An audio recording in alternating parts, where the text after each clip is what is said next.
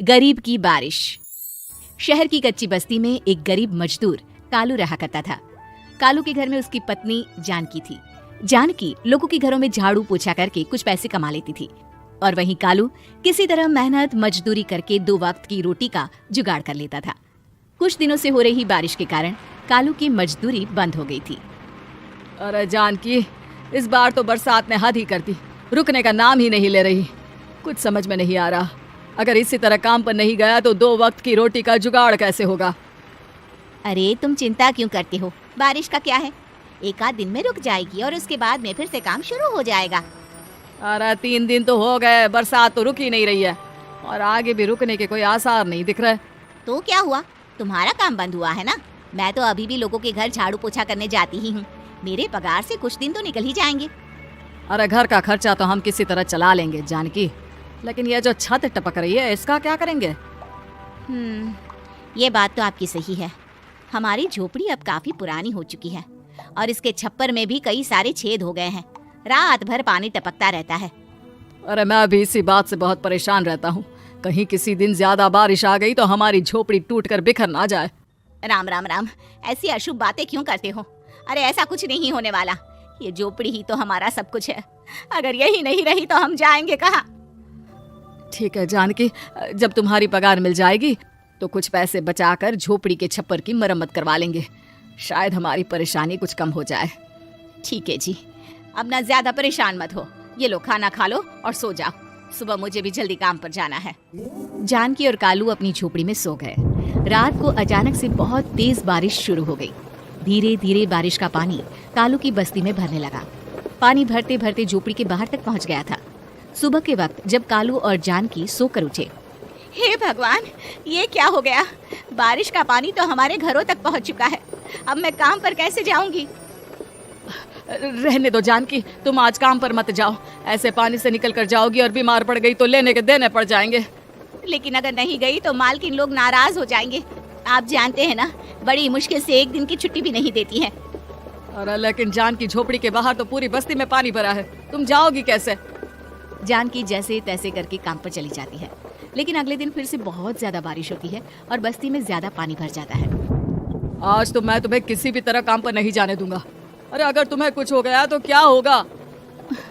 ठीक है, तुम ठीक ही कहते हो, आज नहीं जाती। अगर मालकिन नाराज हो गई तो मना लूंगी किसी तरह। अरे मनाने वाली क्या बात है, जब तुम बताओगी कि हमारी झोपड़ी में पानी भर गया है तो वो खुद ही समझ जाएंगे ना। अगले 2 दिन तक तेज बारिश होने की वजह से जानकी, कालू और आसपास की बस्ती में रहने वाले सभी लोगों के घरों में पानी भर जाता है, जिसकी वजह से जानकी काम पर नहीं जा पाती। और 3 दिन के बाद जैसे ही जानकी काम पर पहुंचती है, कहाँ थी तुम? पिछले 3 दिनों से काम पर क्यों नहीं आई? मैम साहब क्या बताऊं, इतनी ज्यादा बारिश हो रही थी, हमारी पूरी बस्ती में पानी भर गया है और उससे भी ज्यादा तो मेरी झोपड़ी के अंदर पानी भर गया। आप ही बताइए कैसे आती मैं। इसका मतलब ये हुआ कि बारिश होगी तो तुम काम पर नहीं आओगी। ना ना, मेरे कहने का ये मतलब नहीं था मैम साहब। तुम जानती भी हो 3 दिन से कितनी परेशानी हो रही है मुझे, सारा काम मुझे खुद करना पड़ा।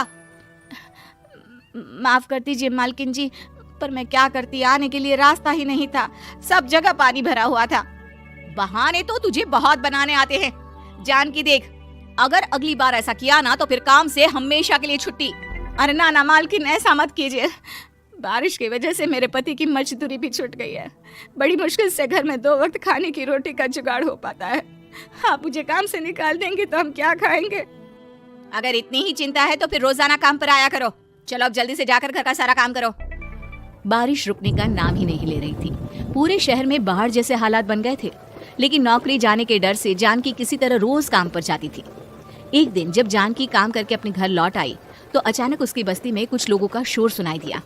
अरे लगता है बाहर कुछ हुआ है, मैं जाकर देखता हूँ। हाँ, पता तो कीजिए, ये बस्ती में लोग इतना शोर क्यों कर रहे हैं। बाहर जाकर कालू ने एक आदमी से पूछा, अरे क्या हुआ भाई, इतना शोर क्यों मचा रहा है। अरे क्या बताए भैया, अपनी बस्ती के बाहर एक पुल टूट गया है और वहाँ पर एक कार फंसी है। थोड़ी देर में अगर किसी ने नहीं बचाया ना तो वो कार पानी में बह जाएगी। ये क्या कह रहे हो भैया, कार के अंदर कोई है क्या। हाँ, कोई औरत बैठी है, अकेली है, बहुत रो रही है बेचारी, मदद के लिए बुला रही है। अरे तो हमें जाकर उनकी मदद करनी चाहिए ना। अरे लेकिन इसमें बहुत खतरा है, हमें अपने आप को बचाना चाहिए। पानी कभी भी हमारी बस्ती की तरफ आ सकता है। अरे तुम्हें नहीं चलना तो मत चलो, लेकिन मैं तो जाकर उस औरत की मदद जरूर करूंगा। कालू उस जगह पर पहुंचता है जहां वो औरत कार में फंसी हुई थी। वहां पर पानी का बहाव बहुत तेज था और सारा पानी कालू की बस्ती की तरफ ही आ रहा था। कालू ने एक बड़ी सी रस्सी को पेड़ से बांध दिया और दूसरे सिरे को कार की तरफ फेंक दिया और उस औरत को रस्सी के सहारे बाहर आने के लिए कहा। तभी वहां जानकी भी दौड़ती हुई आई। अरे ये तो मेरी मालकिन है जिनके यहाँ मैं काम करने जाती हूँ। और मैडम जी आप डरिएगा मत, आपको कुछ नहीं होगा। आपकी गाड़ी को भी मैंने रस्सी से बांध दिया है। थोड़ी देर में पानी का बहाव कम हो जाएगा, फिर हम आपकी कार को भी बाहर निकाल लेंगे। क्या तुम जानकी के पति हो? हाँ हाँ, जानकी मेरी ही पत्नी है, आपके यहाँ काम करती है ना।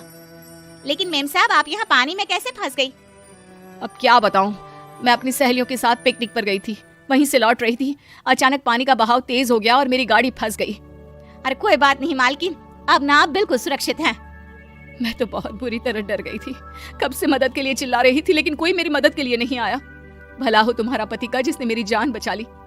लेकिन जानकी, मैंने तुम्हारे साथ बहुत गलत व्यवहार किया। इतने खराब मौसम और बाढ़ में भी तुम्हें काम पर आने के लिए कहा, नौकरी से निकालने की धमकी भी दी, और तुमने मेरी जान बचाई।